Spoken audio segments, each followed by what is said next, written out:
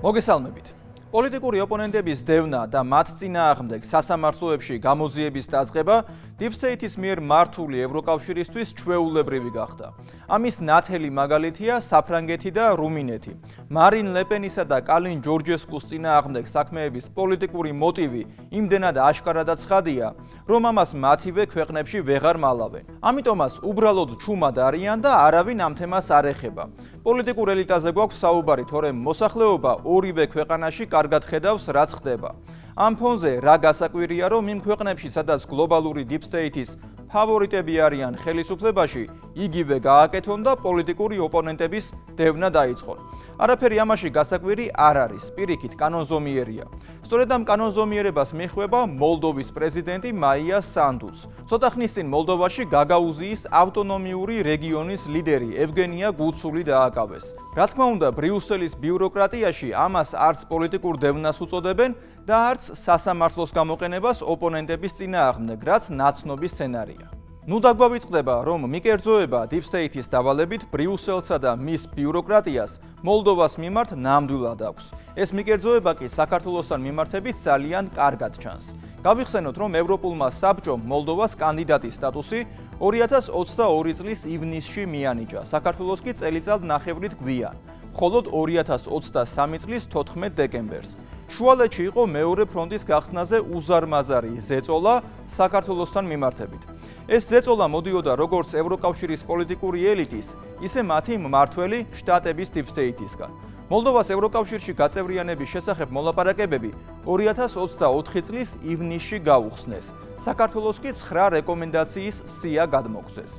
ამის მიზეზი იმ რადიკალური პროცესების ხელშეწყობა იყო, რომელიც მთელს ამ პერიოდს თან სდევდა.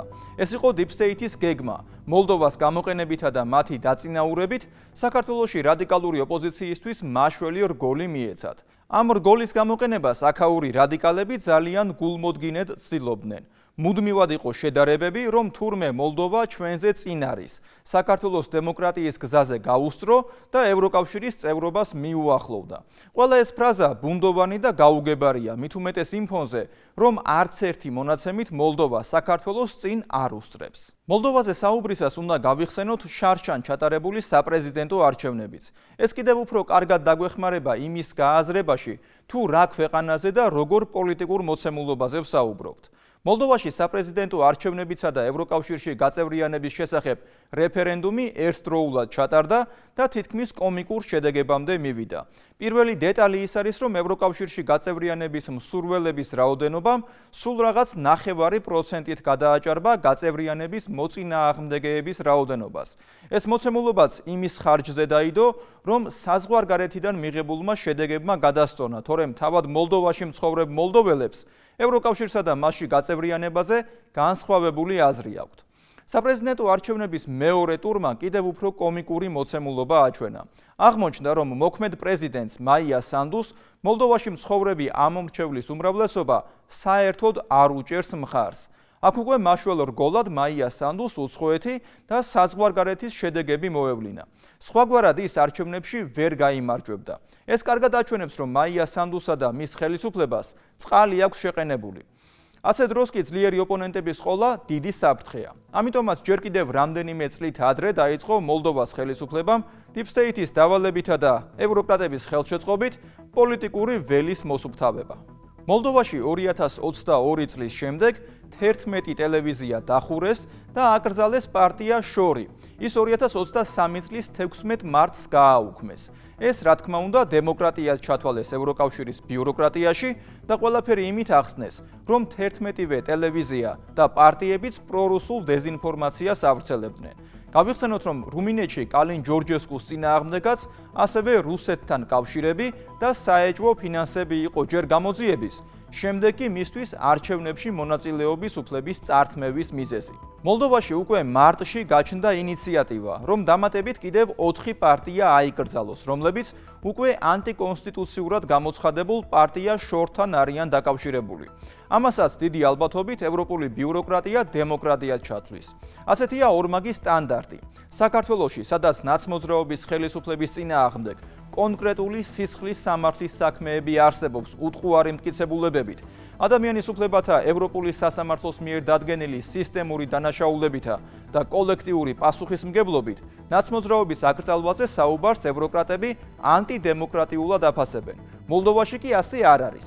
მოლდოვაში პარტიების აკრძალვისა და სანდუს პოლიტიკური ოპონენტების დევნას დუმილით ადევნებს თვალს ევროპული ბიუროკრატია. რუმინეთის პრეზიდენტობის კანდიდატის კალინ ჯორჯესკუს მსგავსად გაგაუზიის ლიდერიც რუსული წყაროებიდან შემოწირულობების მოტივით დააკავეს. მოლდოვაში 2025 წელს საპარლამენტო არჩევნები უნდა გაიმართოს. ასე რომ არ არის გასაკვირი თუ რატომ სურს Deep States მისი მარიონეტის მაია სანდუს ოპონენტების მოშორება. მოლდოვური დემოკრატიისა და ევროკრატების ორმაგი სტანდარტების შესახებ ნახეთ ანი ნადირაშვილის სიუჟეტი.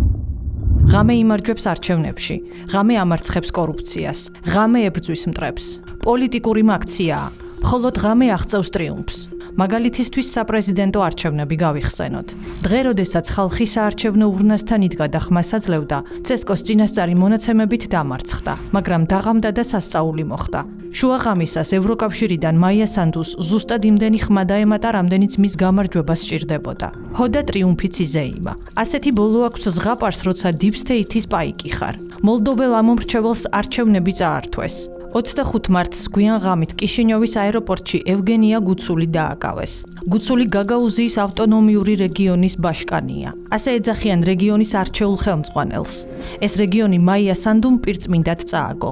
სკანდალური დაკავება პოლიტიკურ აქტად რომ არ გაეფორმებინათ, გაგაუზიის ლიდერის აყვანა ანტიკორუფციული ცენტრის თანამშრომლებს დაევალათ. გუცულს ჩამოართვეს პასპორტი.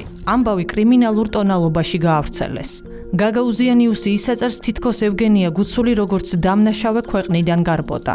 გუცულის თანაშემწე იური კუზნეცოვი განმარტავს, რომ გაგაუზიის ხელმძღვანელი მიფრინავდა სტამბულში საერთაშორისო ჟურნალისტიკის კონგრესზე დასასწრებად და ადგილობრივ პოლიტიკოსებთან შეხვედრებს გეგმავდა. თურქეთში რომ მართლაც მიფრინავდა ადასტურებენ მოლდოვის ოფიციალური წყაროები, მაგრამ ბილეთი თურქეთის რეისზე ეროვნებით რუსმა პირებმა დაუკვეთეს და შეიძინეს.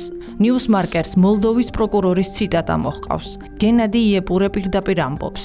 ბილეთების შეძენაში მონაწილეობა მიიღეს რუსეთის მოქალაქეებმაო. მტკიცებულებების წარდგენა დავასრულეთ შუადღემდე, ხოლო 12 საათსა და 58 წუთზე უკვე შეძენილი იყო ბილეთები. მინდა განვმარტო, რომ ბილეთები, რომლებიც კომპანიამ შეიძინა, ნაყიდი იყო მოლდოვის ტერიტორიაზე და არა მხოლოდ ევგენია გუცულისთვის, არამედ სხვა პირებისთვისაც, რომლებსაც ამავე სისხლის სამართლის საქმეში ბრალდებული სტატუსი აქვთ. შეკვეთილი გამოძიების მიხედვით არანაირი კონფერენცია სინამდვილეში არ არსებობდა. სხვათა შორის საქმე ამ საკითხზეც აღძრეს. მოგვიანებით სოციალურ ქსელში გუცულის მომხრეებმა ის საბუთი გამოაქვეყნეს, რომელიც კონფერენციაში მის მონაწილეობას ადასტურებდა. საბუთების მთელი წყება კი მათივე განმარტებით გამოძიებას უკვე გადაეცა. მოგვიანებით, როცა სკანდალი გახურდა, ხმაური ატყდა და საქმეს პოლიტიკური შეფერილობა მაინც მიეცა, დაკავების პროცესში ანტიკორუფციული ცენტრის ჩართვის მიუხედავად, მოლდოვის სასაზღვრო პოლიციამ განმარტა. რუტინული დღე იყო. რუტინული შემოწმების დროს გავარკვიეთ, რომ გუცული იძებნებოდა და ქვეყნიდან გასვლის შეზღუდვა ჰქონდაო. მოლდოვის ხელისუფლების გამოძიებამ ასე რუტინულად წაუყენა გაგაუზიის ბაშკანს ორი დამოუკიდებელი ბრალდება. პირველი, არალეგალური საარჩევნო დაფინანსება რუსეთის მოქალაქეების მონაწილეობით და მეორე, გაყალბებული ინფორმაციით სტამბულში გამგზავრების მცდელობა მოგონილ კონფერენციაზე, ასევე რუსეთის მოქალაქეების ხელშეწყობით. და რადგან საქმე ორია, პატიმრობაც ორი უნდა იყოს. ასეთი ლოგიკით ჟურნალისტების წინაშე პროკურორი გენადი იეპურე წარდგა. მან პირდაპირ თქვა, რომ შეიძლება გამოყენებულ იქნას ორი ცალ-ცალკე პრევენციული პატიმრობა, რაც სამართლებრივად ნებადართულია თუ საქმეები დამოუკიდებელია. კანონმდებლობა ითვალისწინებს 2 ან 3 მიყოლებითი ვადის გამოყენების შესაძლებლობას. განსაკუთრებით იმ შემთხვევაში, როდესაც საქმე ეხება ორ სხვადასხვა საქმეს, სადაც მტკიცებულებები განსხვავებულია, ბრალდებებიც განსხვავდება და შესაბამისად რისკებიც სხვაგვარად ფასდება. მიუხედავად იმისა, რომ გარკვეული ბალანსის დარღვევა არსებობს, კანონი ამას არ გრძალავს. რა მნიშვნელობა აქვს ბალანსს ან სამართალს, თუ Deep State-ის ინტერესებზეა საუბარი. მთავარი საქმე, რომელიც ევგენია გუცულის წინააღმდეგ აღძრეს, სისხლის სამართლის საქმეა. მოლდოვის ხელისუფლების დაკვეთილი გამოძიების მიხედვით, გაგაუზიის ლიდერი დაფინანსებას მოლდოვაში აკრძალული პრორუსული პარტიის, შორის პარტიისგან იღებს. მოლდოველი ილან შორი უკვე დიდი ხანია შავსიაში ლიდერობს. მოლდოვის ხელისუფლებამ მის წინააღმდეგ საქმე უფრო ადრე აღძრა. 2023 წელს კიშინიოვის სააპელაციო პალატამ დაუსწრებლად გაასამართლა და 15 წლით თავისუფლების აღკვეთა მიუსაჯა. მას მოლდოვის საბანკო სისტემიდან 1 მილიარდი დოლარის გატანას ედავებიან. ახლა ევგენია გუცულის ჯერია. Deep State-ის სიაში ისიც შეყვანილია. გამოძიების ვერსიით ევგენია გუცულს რეგულარულად შეჰქონდა ფული მოლდოვაში რუსეთის ტერიტორიიდან. გარდა ამისა, მას ბრალი ედება პარტიის ზოგიერთი ოფისის საქმიანობის კოორდინაციაში და ორგანიზებული დანაშაულებრივი ჯგუფისგან 42.5 მილიონი ლეის მიღებაში. მხოლოდ ამ საქმეზე მას 7 წლამდე პატიმრობა ან გარკვეული დროით რაიმე თანამდებობის დაკავება ემუქრება. გაგაუზიაში გამოსვლები დაიწყო. საპროტესტო აქციის მონაწილეები ამბობენ, რომ მათი ბაშკანი დამნაშავე არ არის. რა თქმა უნდა, ის დამნაშავე არ არის, ამ ბრალდებებს დამტკიცება სჭირდება. მასე თქვენზეც შეიძლება თქვან, რომ თქვენ მილიარდი მიიღეთ ან მე 2 მილიარდი. მტკიცებულებებია საჭირო. აქ მოვედი მის მხარდასაჭერად 100%-ით გეტყვით, რომ ის დამნაშავე არ არის. გაგაუზიის უსამართლოდ დაკავებულმა ლიდერმა დახმარების წერილით ამერიკისა და თურქეთის პრეზიდენტებს მიმართა. მოგმართავთ ამერიკის პრეზიდენტს, როგორც სახელმწიფოს ლიდერს, მოგიწოდებთ მორალური და პოლიტიკური მხარდაჭერისკენ, რათა თავიდან ავიცილოთ სიტუაციის გართულება ახალი სამოქალაქო კონფლიქტისკენ და დავასრულოთ ესკალაცია. ასევე გთხოვთ გამოიყენოთ ყველა დიპლომატიური არხი გაგაუზიის ავტონომიის დასაცავად. გაგაუზიის ოპოზიციას ანადგურებენ, ოპოზიცია მოლდოვის მხრიდან განიცდის ზეწოლას, ირღვევა ადგილობრივი მოსახლეობის უფლებები. ბრიუსელი რა თქმა უნდა დუმს. ისევე როგორც დუმდა, როცა საფრანგეთის პრეზიდენტის მაკრონის მთავარ კონკურენტს პოლიტიკური საქმიანობა და არჩევნებში მონაწილეობის მიღება აუკრძალეს. ისევე დუმდა მაშინ, როცა რუმინეთში ყველაზე რეიტინგული ოპოზიციური ფიგურა კალინ ჯორჯესკუ რომ ჯერ დააკავეს, შემდეგ კი არჩევნებში მონაწილეობის უფლება ჩამოართვეს. ვინც Deep State-ს გავლენებში ეცილება და რეალურ კონკურენციას უწევს, პრორუსი სიარლიხს აწებებენ. ჯორჯესკუც რუსულ ფულთან კავშირში დაადანაშაულეს. რუმინეთის ხელისუფლების გამოძიების ვერსიით. TikTok-ზე რუმინეთის პოლიტიკოს რეკლამას სწორედ რუსებმა უყიდეს. მერე აღმოჩნდა, რომ სარეკლამო ფული ერთ-ერთმა რუმინულმა პარტიამ გაიღო, მაგრამ როცა ბრალდებას მოიგონებ, იმისთვის რომ გზიდან ძლიერი კონკურენტი ჩამოიშორო, სიმართლე აღარ გაინტერესებს. ახლა ასეთივე განაჩენს ევგენია გუცულს გამოუტანენ. თანაც მას გაგაუზიის მოსახლეობის სრული მხარდაჭერა აქვს. მაგრამ ახლა Deep State-ი სწორედ ამ 3%-ს გამოაცხადებს გამარჯვებულად. ხალხის ხმად და ჭეშმარიტ დემოკრატიად. ეს მისი დაკავების პირველი შემთხვევა არ არის. გასულ წელს საპრეზიდენტო არჩევნების წინ გაგაუზიის ხელმძღვანელი აეროპორტში დააკავეს, თუმცა მაშინ რამდენიმე საათში გაუშვეს. ახლაც აეროპორტში დააკავეს და ამჯერადაც არჩევნების წინ. მალე გაგაუზიაში საპარლამენტო არჩევნებია. Deep State-ს იქ სხვა უმრავლესობა და სხვა პოლიტიკური დღის წესრიგი სჭირდება. თუ ახლა ძალის დემონსტრირება არ მოახდინა და Deep State-ის ყველა მოწინააღმდეგე არ დააკავა, იციან რომ წააგებენ. ამას აჩვენებს სოციალური კვლევებიც და გასულ წელს ჩატარებული საპრეზიდენტო არჩევნების შედეგებიც. მაია სანდუმ გაგაუზიაში მხოლოდ 3% აიღო.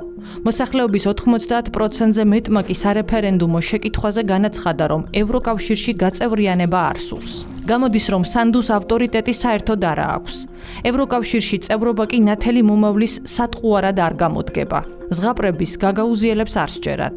პირველ რიგში იმიტომ, რომ ხედავენ, როგორი კორუფციაა კიშინიოვში და რა გაჭირვებაში ცხოვრობს მოსახლეობა.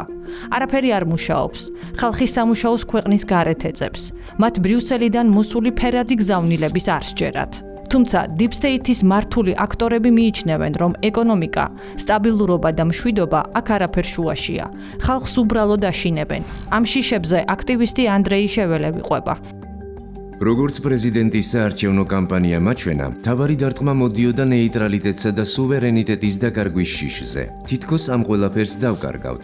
LGBT პროპაგანდის შესახებაც აქტიურად ლაპარაკობენ. თითქოს აქ მაშინვე გაჩნდებიან ტრანსგენდერები, ჩატარდება გეი პარადები. LGBT ლობისტებმა კი მოლდოვას კარი უკვე შეაღეს და დედაქალაქის ქუჩები უკვე დაიკავეს. გეი პარადებიც ჩაატარეს და მოსახლეობის წინააღმდეგობის მიუხედავად ცენტრალური მოედნებიც დაიკავეს. ეს ფერადი მსვლელობა გუშინ ბავშვებმა ტელევიზიით ნახეს. ხვალ შესაძლოა ტრანსებს ბაღებში შეხვდნენ. აბა სხვა რა მიზანი უნდა ჰქონდეთ? მხოლოდ ქუჩაში გავლა ხომ მათი მთავარი მიზანი არ არის. ამიტომაც მათი შიში რეალურია და მას პროპაგანდასთან არანაირი კავშირი არ აქვს. ისე აფორმებენ თითქოს დროს ეს შიშები მხოლოდ პროპაგანდაა, თანაც რუსული. ამიტომაც მას რეალობასთან საერთო არაფერი აქვს.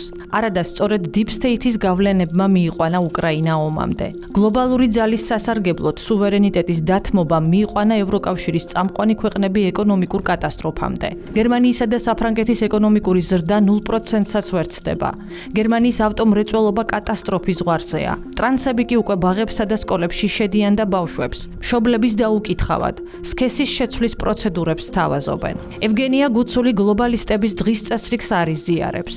გაგაუზიელები ამბობენ, რომ მათთვის ტრადიციებია მნიშვნელოვანი და არა ტრანსები, რომ მათთვის ეკონომიკაა პრიორიტეტული და არა ევროკავშირი, რომ ისინი მშვიდობას ესწრაფვიან და არა ქვეყნის ნგრევასა და განადგურებას. იცით, ტრადიციული ღირებულებებია მთავარი, ოჯახი. და რას ნიშნავს ტრადიციული ფასეულობები? ტრადიციები ხომ სხვადასხვაა? ნუ ტრადიცია, დედა, მამა, ტრადიციული ოჯახი. ვფიქრობ, გაგაუზელებისთვის ეს მნიშვნელოვანია. ისევე როგორც მნიშვნელოვანია ფასები იგივე გაზზე. ნახეთ, სანამ რუსეთიდან იღებდა მოლდოვა გაზს, ფასი გაცილებით დაბალი იყო. ახლა სხვა წყაროებიდან ყიდულობს და ბევრჯერ ძვირად. ეს კი ყველაფერს აძვირებს. ხელფასები მოლდოვაში ევროპული არ არის, ფასი გაზზე კი ევროპულია. ხალხი პრაგმატულია, პროპაგანდას რეალობისგან ანსხვავებს. ამიტომაც Deep State-ს ძალადობის გარდა სხვა არანაირი ბერკეტი აღარ დარჩა. ღამის ტრიუმფამდე Deep State-მა მაია სანდუს, სხვათა შორის 2024 წელს, საარჩევნო მარათონიც მოუსუფთავა. როცა საპრეზიდენტო არჩევნების პირველი ტური წააგო, მაია სანდუმ თქვა, რომ 300,000 ხმა გაყალბებული და მოსყიდულია. ის ეს ალბათ რაღაც მაგიური დამთხოვებია. საქართველოში Deep State-ის აგენტურული ოპოზიცია აცხადებდა. 2024 წლის საპარლამენტო არჩევნები წავაგეთ, იმიტომ რომ 300,000 ხმა გაყალბდაო. ყველგან ერთი და იგივე ციფრები და მეთოდებია. იქ სანდუ აგებდა, იმიტომ რომ ხალხი კი არ დაუპირისპირდა, არამედ რუსეთი. აქ ოპოზიციამ წააგო, იმიტომ რომ რუსეთი დაუპირისპირდა. რუსეთი ისეთი ძლიერი გამოჰყავთ, რომ არჩევნებს იგებს საფრანგეთშიც, ამერიკაშიც და გერმანიაშიც.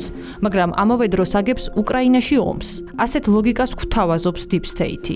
არ უნდა იმის აღიარება, რომ მისი გლობალური დღის წესრიგი, ომიდან დაწყებული და ტრანსებით დასრულებული, უფრო და უფრო მეტი ქვეყნის მოსახლეობისთვის მიუღებელია. 2024 წლის მოლდოვის საპრეზიდენტო არჩევნებს მივუბრუნდეთ. მეორე ტურის წინ იქ ოპოზიციის წარმომადგენლები ან მასიურად დააკავეს, ან დაასანქცირეს, ან ქვეყანა დაატოვებინეს.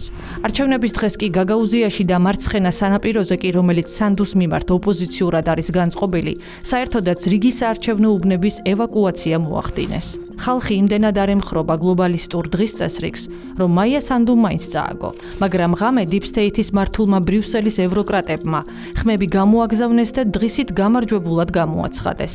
Deep State-ს მხოლოდ მისი მარიონეტები სჭირდება და არა ხალხის ხმა, საზოგადოების განწყობა და თავისუფალი სიტყვა, ან განსხვავებული მოსაზრება. ფაქტია, ამ და ასეთ ფაშიზმს ჩვენ ვამარცხებთ. ამიტომაც ის, რაც ახლა გაგაუზიაში ხდება, ეს გრძელვადიანი პროვოკაციაა. მიაჩნია გაგაუზიის კავშირის პრეზიდენტს ფიოდორ გიორგევიჩს. ეს ხანგრძლივი პროვოკაციაა და ის დაკავშირებულია იმასთან, რაც ახლა უკრაინაში ხდება. ჩვენ პრაქტიკულად აშკარად ვამარცხებთ ფაშიზმს, რომელიც იქ არის, ხო? ევროპული მხარე სავარაუდოდ ოცნებობს, რომ ამ პროცესში ჩართოს მოლდოვის სამხრეთი, მთლიანად მოლდოვა და დნეპრისპირეთი, რომ ერთხელ და სამუდამოდ ეს ყველაფერი მოაგვაროს. გუცულის დაპატიმრება, როგორც მე ვხედავ, ერთის მხრივ არის სახეში გარტყმა, ხოლო მეორეს მხრივ მკაცრი დემონსტრაცია. აი, ჩვენ ვართ აქ ძლიერები, ყველაფერს ჩვენ ვწყვეტთ, თქვენ კი არაფრის ძალა არ გაქვთ. Deep State-ს გლობალური პრობლემები აქვს და როცა მას უჭირს, არც დემოკრატია აინტერესებს და არც ხალხის აზრი. შეტევაზე გადადის. ევგენია გუცული პროფესიით იურისტია. ის შორის პარტიის წევრი იყო 2018-2023 წლებში. პოლიტიკური კარიერა კონსულტანტად მუშაობით დაიწყო. მოგვიანებით პარტიის ცენტრალურ ოფისში მდივნად ინიშნება. 2023 წელს პარტია შორის მხარდაჭერით გაგაუზიის ბაშკანის არჩევნებში მონაწილეობს და 52%-ით იმარჯვებს. Deep State-ის მიერ პარტიის აკრძალვის შემდეგ ის დამოუკიდებელი ფიგურა ხდება. არც ერთ პარტიაში არ შედის და არც თავად ქმნის ახალ პარტიას. Deep State-ის ფავორიტ მაია სანდუსთან კონფლიქტის გამო 2024 წელს დაასანქცირეს კიდეც. მაგრამ გუცული მიიჩნევს, რომ მან ის უნდა აკეთოს, რაც ხალხს სურს. გაგაუზიელებს კი საკუთარი იდენტობის შენარჩუნება, მშვიდობა და განვითარება სურთ. ორმაგი სტანდარტები საქართველოში უკვე აღარ გვიკვირს. თუ კი Deep State-სა და გარე ძალას სჭირდება, მაშინ პარლამენტზე შტურმი მშვიდობიანი აქციაა. პოლიციელებზე რადიკალების თავდასხმა ისევ პოლიციელების მხრიდან ძალის გადამეტებას ნიშნავს.